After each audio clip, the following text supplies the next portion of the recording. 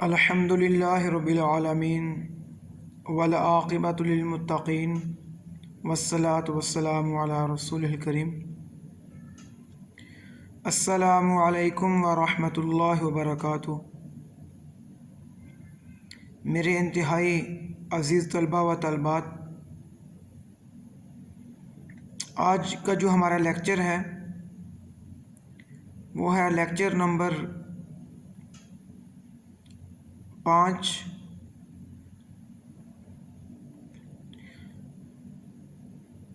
ہماری course out line کے اوپر جو حدیث مبارکہ 5 نمبر پر ہے اس کا عنوان ہے 7 مہلکات۔ آج ذرا اس کو چیک کریں۔ کورس آؤٹ لائن جو شروع میں آپ کو سینڈ کی تھی اس کے اوپر حدیث نمبر جو 5 ہے اس کا عنوان ہے 7 مہلکات۔ جس طرح اس کے لفظ سے معلوم ہو رہا ہے، مہلکات سے مراد ایسی 7 چیزیں جو انسان کو ہلاکت میں ڈال دیتی ہیں۔ اگر انسان ان سے بچے گا نہیں تو دنیا میں بھی اور آخرت میں تباہ و برباد ہو جائے گا۔ تو ہم حدیث مبارکہ کی طرف جب دیکھتے ہیں تو اس کے راوی حضرت ابو ہریرہ رضی اللہ تعالی عنہ ہے۔ عن ابی ہریرہ عن النبی صلی اللہ علیہ وسلم، حضرت ابو ہریرہ رضی اللہ تعالی عنہ نبی صلی اللہ علیہ وسلم سے روایت کر رہے ہیں۔ حضرت ابو ہریرہ، ان کا اصل نام عبد الرحمن بن صخر ابو ہریرہ کے نام سے یہ مشہور ہیں۔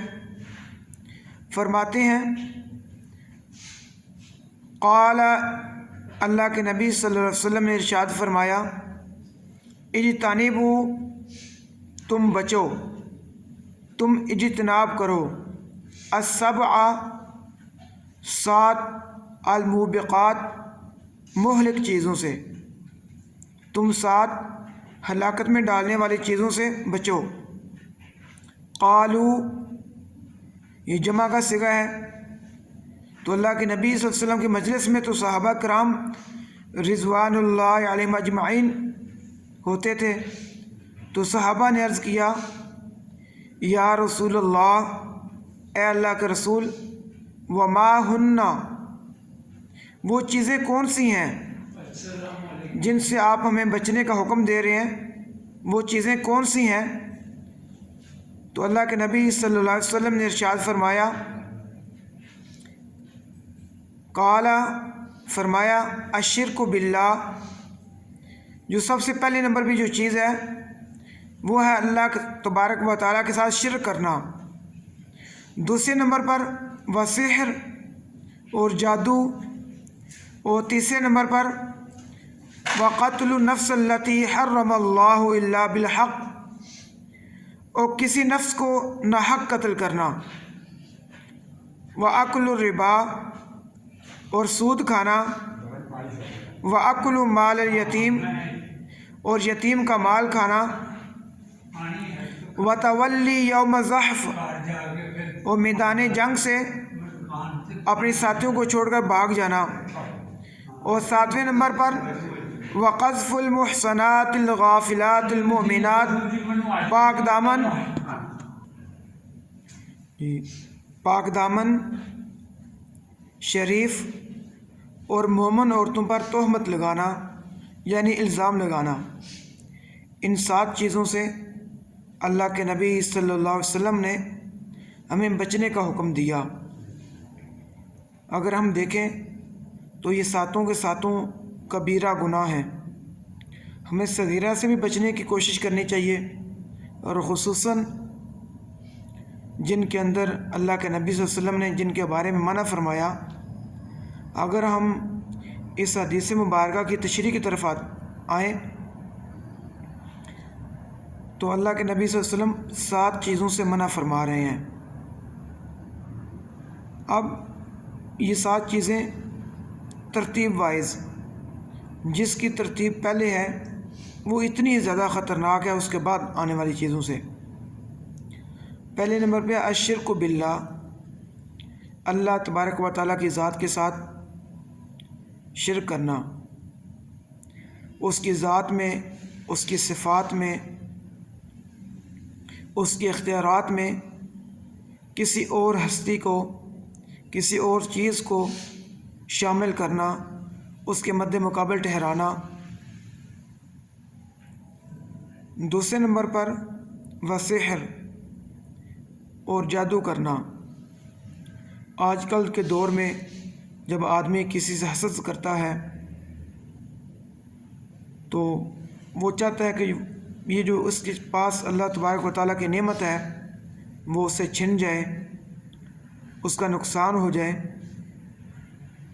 تو یہ اپنی جہالت کی بنا پر دوسرے پر جادو کرتا ہے یا کسی سے کرواتا ہے، تو یہ بھی کبیرہ گناہ ہے۔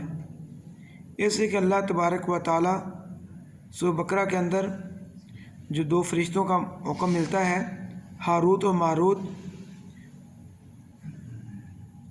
بنی اسرائیل قوم کے اندر وہ لوگوں کو جادو سکھاتے تھے۔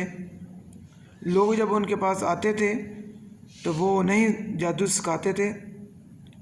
اللہ تبارک و تعالیٰ قرآن مجید میں فرماتے ہیں وَمَا يُعَلِّمَانِ مِنْ أَحَدٍ حَتَّى يَقُولَا إِنَّمَا نَحْنُ فِتْنَةٌ فَلَا تَكْفُرْ، کہ وہ کسی کو جادو نہیں سکھاتے تھے یہاں تک کہ وہ ان کو کہہ دیتے تھے کہ ہم اللہ کی طرف سے ایک آزمائش ہے، تم جادو کو سیکھ کر کفر نہ کرو۔ تو اس سے ہمیں پتہ چلتا ہے کہ یہ جادو کرنا، کرانا یہ کفری عمل ہے، اس سے بھی ہمیں بچنا چاہیے۔ شرک کے بارے میں سب سے پہلے نمبر پر کہ جس طرح اللہ تبارک و تعالیٰ قرآن مجید فرقان حمید میں فرماتے ہیں ان الشرک لظلم عظیم، شرک بہت بڑا گناہ ہے، اور دوسری جگہ پر اللہ تبارک و تعالیٰ ارشاد فرماتے ہیں ان اللہ لا یغفر ان یشرک بہ ویغفر ما دون ذلک، اللہ تبارک و تعالیٰ شرک کے علاوہ باقی گناہ جسے چاہیں گے معاف فرما دیں گے۔ یہ قرآن مجید فرقان حمید کا جب ہم مطالعہ کرتے ہیں تو ہمیں معلوم ہوتا ہے کہ یہ شرک کتنا بڑا گناہ ہے۔ اور اسی طرح کسی کو ناحق قتل کرنا یہ بھی بہت بڑا گناہ ہے کہ اللہ تبارک و تعالیٰ فرما رہے ہیں اس حدیث مبارکہ کے اندر، اور قرآن مجید میں بھی اللہ تبارک و تعالیٰ فرما رہے ہیں کہ جس نے کسی کو جان بوجھ کر قتل کیا اس کی سزا جہنم ہے، سورہ مائدہ کے اندر۔ تو اس لیے اس سے بھی ہمیں بچنا چاہیے۔ ہمیں شیطان تو چھوٹی چھوٹی باتوں پر غصہ دلاتا ہے، جب آدمی کوئی قدم اٹھا لیتا ہے تو پھر بعد میں اس کو افسوس کرنا پڑتا ہے، وہ پچھتاتا ہے، افسوس کرتا ہے کہ کاش میں یہ قدم نہ اٹھاتا۔ ایک طرف وہ شیطان کو خوش کرتا ہے اور دوسری طرف وہ اللہ تبارک و تعالیٰ کو ناراض کر لیتا ہے۔ اور چوتھے نمبر پر اس حدیث میں جو بتایا گیا وَأَكْلُ الرِّبَا، سود کھانا، یعنی کسی کی ضرورت سے ناجائز فائدہ اٹھانا، اس کو اس شرط پہ رقم دینا کہ میں اتنی دیر بعد آپ سے پیسے لوں گا تو اتنی تعداد میں بڑھا کر، اتنی مقدار میں بڑھا کر لوں گا۔ اور اسی طرح یتیم کا مال کھانا بھی بڑا سخت گناہ ہے۔ اللہ کے نبی صلی اللہ علیہ وسلم نے فرمایا انا وکافل الیتیم ہاکذا فی الجنہ، میں اور یتیم کی کفالت کرنے والا، جس طرح یہ 2 انگلیاں اکٹھی ہیں اس طرح ہم دونوں جنت میں اکٹھے ہوں گے۔ اتنا بڑا اجر ہے یتیم کی کفالت کرنے والے کے لیے۔ لیکن اگر ہم دیکھتے ہیں اس دور میں، اس معاشرے میں کہ جو عزیز و اقارب ہوتے ہیں وہ اپنے یتیم بھتیجوں کی، بانجوں کی بھائیوں کی وہ مال کھا لیتے ہیں، اس سے بھی اللہ کے نبی صلی اللہ علیہ وسلم نے منع فرمایا۔ اور اس کے بعد میدان جنگ سے اپنے آپ کو بچا کر بھاگ جانا،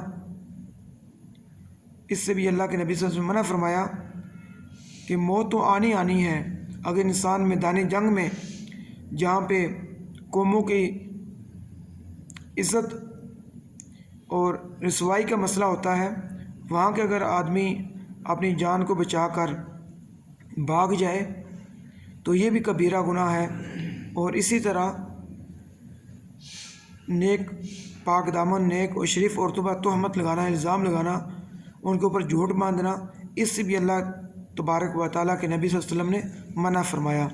اللہ تبارک و تعالیٰ سے دعا ہے کہ اللہ تبارک و تعالیٰ ہمیں ان چیزوں سے بچنے کی توفیق عطا فرمائے اور رسول اللہ صلی اللہ علیہ وسلم کے احکامات کے مطابق زندگی گزارنے کی توفیق عطا فرمائے۔ وَأَقُولُ قَوْلِي هَٰذَا أَسْتَغْفِرُ اللَّهَ لِي وَلَكُمْ وَلِسَائِرِ الْمُسْلِمِينَ۔